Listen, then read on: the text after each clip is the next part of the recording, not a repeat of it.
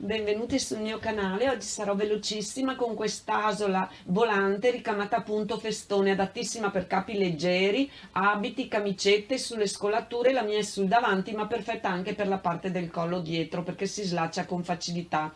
Ecco qui, io ho scelto un filo di seta, fra un attimo vediamo, una gugliata doppia del solito, ago da lana. L'infilatura degli aghi da lana è questa, quindi da un lato avrò il filo piegato, vedete adesso l'ho fatto passare completamente, e la parte piegata, dove il filo è piegato, sarà quella più lunga.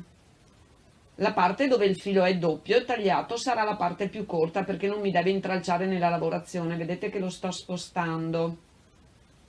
A questo punto ho scelto il mio bottone e procedo nella misurazione.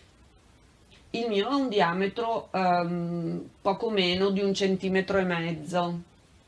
A questo punto io mi servo di questo supporto. Questo in cartone è uno dei filati vecchi in seta, questo qui invece in legno è uno di quelli che si possono, quei tondini che si possono acquistare al brico. Io l'ho ricoperto con un nastro adesivo di quelli in carta, così crea un po' più attrito, e ora inizio sulla mia scolatura.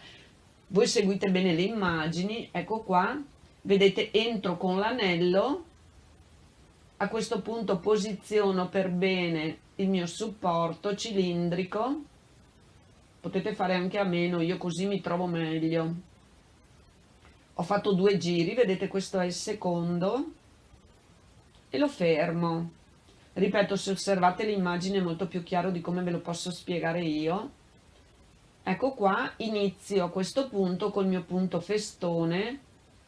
Fra un attimo ve lo agevolo così riuscite a vedere meglio, eccomi qui, e continuo lungo tutto questo anello, vedete? Così tendo, lo posiziono bene in modo che aderisca perfettamente alla mia asola, però non tirando troppo, perché la sua bellezza è anche di rivelare, no, la morbidezza, la lucidità della seta o del filato che avrete scelto. Osservate benissimo le immagini, ogni volta il procedimento è lo stesso, vedete? Infilo e poi passo con l'ago attraverso questo anello che si è formato, e quindi lo adagio a ridosso del ricamo precedente. Ogni volta, ecco qui, lo tendo un pochino e lo adagio a ridosso di quello precedente, in modo che sia proprio esattamente adiacente, ripeto, senza tirare troppo. Per quanto riguarda il filo, il mio è di seta. Guardate, io questi fili di seta li avevo in sartoria veramente da tanto tempo, però vi lascio il link qui sotto in descrizione, dove trovate dei filati di seta oppure di poliestere specifici per asole, veramente magnifici, di titolo 30, stupendi, che magari potete fare anche senza supporto, perché non hanno le problematiche del mio filato, che appunto è un po' antico. Vedete, sono arrivato alla fine, passo verso il foro principale, poi entro sul rovescio e a questo punto entro di nuovo proprio tra i due tessuti, vedete, in modo da rimanere all'interno.